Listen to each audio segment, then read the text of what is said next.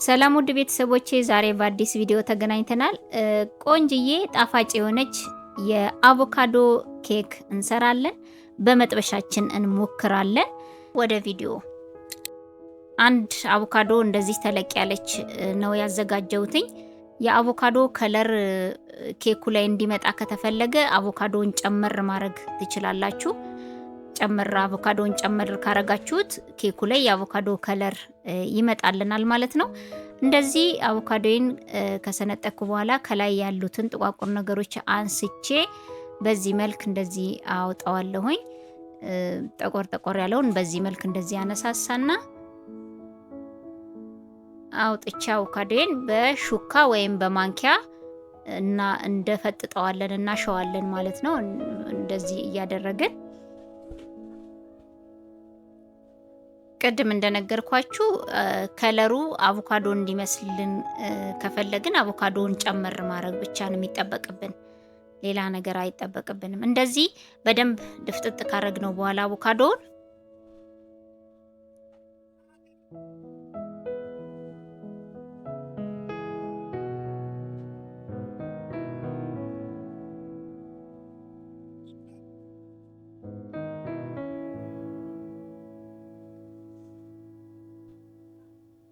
በዚህ መልክ እንደዚህ ድፍጥጥ አድርገን ከጨረስን በኋላ ስኳራችንን እንጨምራለን። ግማሽ የሻይ ስኒ ስኳር ነው የተጠቀምኩት። ግማሽ የሻይ ስኒ ስኳር አብረን እንደዚህ እናዋህደዋለን።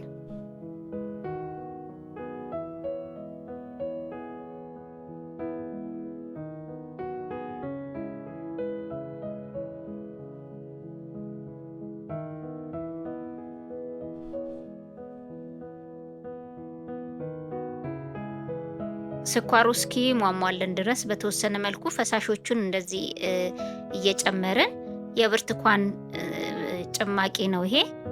ብርቱካኑን ጨምቄው እንትኖቹ እንዳይገቡ ነው እንደዚህ በማጣሪያ አጣርቼ። ስኳሩ መሟሟት ስላለበት አብረን እናሟሟዋለን።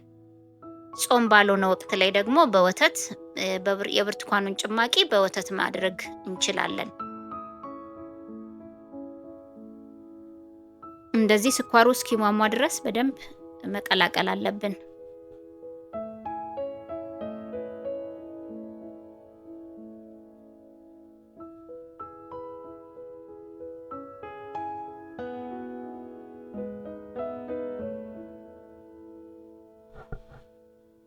ጨው ትንሽ ለጣዕም ያክል ሩብ የሻይ ማንኪያ ነው አሁን የጨመርኩትኝ። ዘይት በሾርባ ማንኪያ እንደዚህ እየለካችሁ በሾርባ ማንኪያ ማለት ነው 3 የሾርባ ማንኪያ ነው የተጠቀምኩትኝ።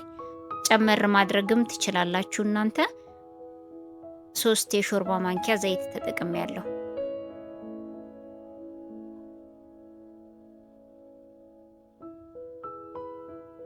በደንብ መምታት አለብን እንደዚህ ስኳሩ እንዲሟሟልን ማለት ነው። ከዛ በመቀጠል ቫኒላ ነው በክዳኗ በቫኒላዋ ክዳን አንድ ክዳን ነው የተጠቀምኩትኝ። መጨመር ይቻላል። እኔ ግን አንድ በቂ ነው። አሁን ለማዘጋጀው አንድ ይበቃኛል።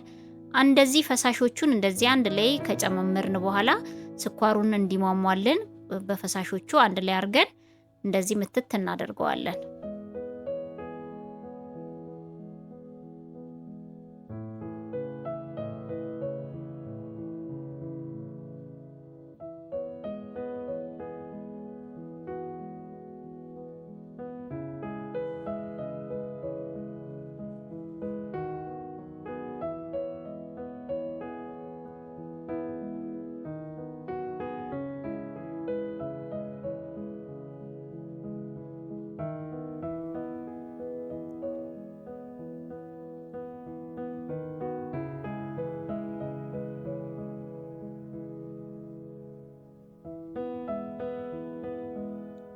አሁን ዱቄቱን እንነፋለን። አንድ ስኒ ነው እየነፋው ያለሁትኝ። የተጠቀምኩት 2 ስኒ ወይም ደግሞ ኩባያ ነው የሚሆነው። እየነፋን እዚህ ላይ እንጨምራለን። ለመሲ ማጀት አዲስ ከሆናችሁ ሰብስክራይብ አድርጋችሁ ቤተሰብ ሁኑ። ቪዲዮ ከተመቻችሁ ላይክ በማድረግ ቪዲዮ ብዙዎች ዘንድ እንዲደርስ አድርጉልኝ። በዚህ መልክ ዱቄቱን እንደዚህ ነፍተን 2 ኩባያ ወይም ደግሞ ተለቅ ያለ ስኒ 2 ማለት ነው የተጠቀምኩትኝ። እንደዚህ ካደረግን በኋላ የቤኪንግ ፓውደር እንጠቀማለን። እሱንም አንድ ላይ ለመንፋት ወንፊቱ ላይ ነው የማደርገው። 1 የሾርባ ማንኪያ ከግማሽ ቤኪንግ ፓውደር ተጠቅሜያለሁ።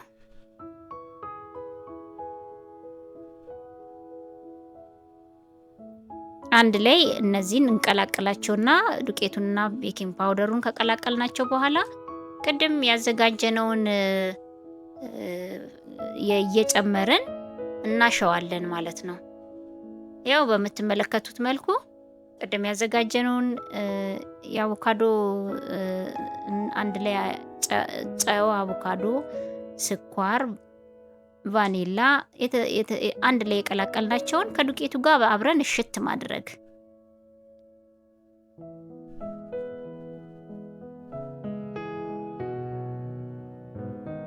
በዚህ መልክ አንድ ላይ እሽት እናደርገውና በተወሰነ መልኩ ብዙ ማሸት አይፈልግም፣ መቀላቀል ብቻ በደንብ ከተዋሃደልን ዱቄቱ እስኪጠፋልን ድረስ ማለት ነው እንጂ እንደ ዳቦ ማሸት አይጠበቅብንም። ዱቄቱ እስኪጠፋልን ግን መቀላቀል አለብን።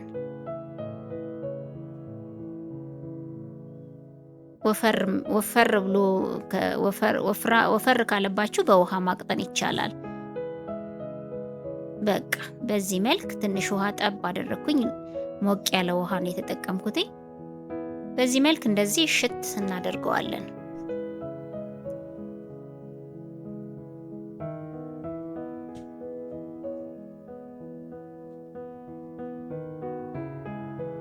አንዳንዴ ለቡና ቁርስ፣ ለልጆች መክሰስ እንደዚህ በመጥበሻችን ሰርተን ብንጠቀም ቆንጆ ነው።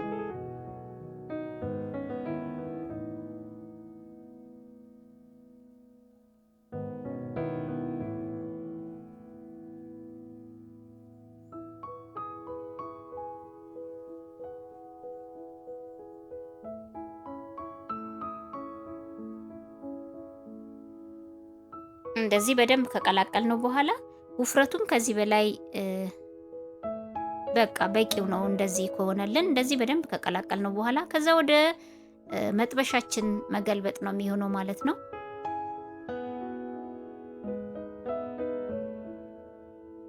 እንደነገርኳችሁ ቅድም ከለሩ አቮካዶ መስሎ ያልታየን አንድ አቮካዶ ስለተጠቀምኩ ነው። ከለሩ አቮካዶ መስሎ እንዲታይላችሁ ከፈለጋችሁ አቮካዶውን በርከት ማድረግ ትችላላችሁ። በዚህ መልክ ሊጤን አዘጋጅቼ ጨርሻለሁ። አሁን ወደ መጥበሻዬ መገልበጥ ነው የሚቀረኝ።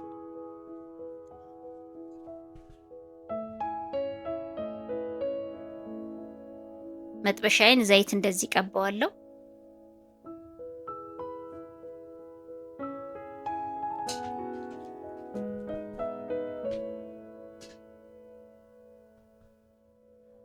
ዙሪያውን ዘይት በደንብ እንቀባዋለን እንዳይዝብን መጥበሻው። ይሄ መጥበሻ አይዝም፣ ግን ዙሪያውን እንደዚህ ዘይት ቅብት ካረግነው በኋላ ትንሽዬ ዱቄት ነስነስ እናደርግበታለን።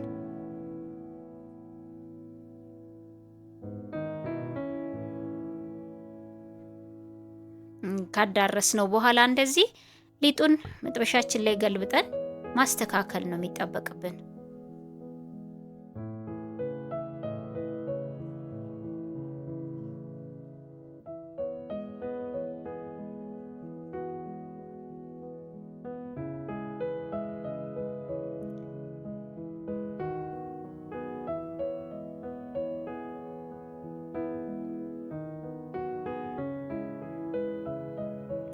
እንደዚህ ካስተካከልነው በኋላ አየር ውስጡ ላይ ያለው አየር እንዲወጣ እንደዚህ ነካ ነካ በሹካ ወይም ደግሞ ባላችሁ አጠገባችሁ ባገኛችሁ በቢላሚውን ነካ ነካ አርጋችሁ አየሩ እንዲወጣ መታ መታ ማድረግ አለብን።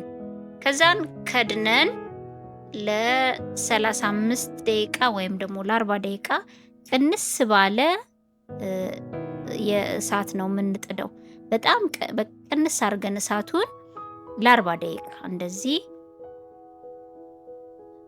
እናበስለዋለን የስረኛውን ማለት ነው። ከዛ ዳርዳሩ እንደዚህ ምጥጥ ማለቱን ስታቁ እንደዚች አርገን ነካ ነካ አርገን መልቀቁን እናረጋግጣለን ማለት ነው።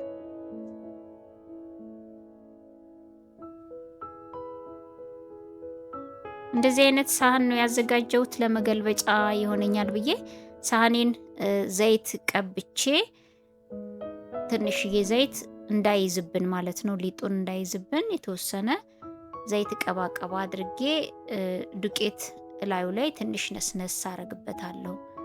እንዳይዝብኝ ነው ትንሽ ዱቄት ነስነስ አረግና ዱቄቱን ትንሽ አብዝቼዋለሁኝ ሳህኑ ላይ። እናንተ ትንሽ በቃ እንዳይዝባችሁ ብቻ ማድረግ ነው የሚጠበቅባችሁ። እንደዚህ መጥበሻው ላይ እንደዚህ ድፍት አርጋችሁት ገልበጥ ማድረግ ነው።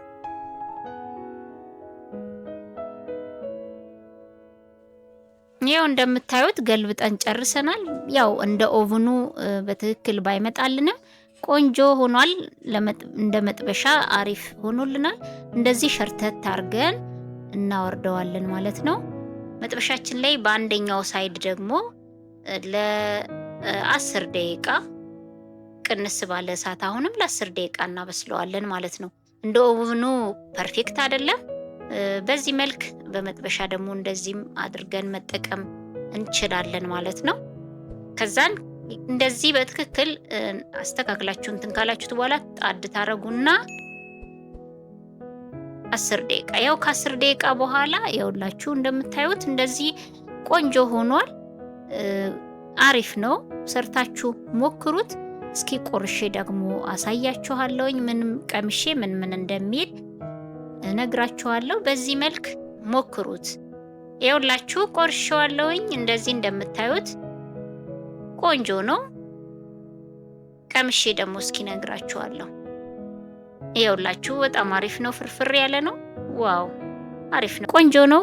ቀጣይ ቪዲዮ እስክንገናኝ ደግሞ ባይ ባይ።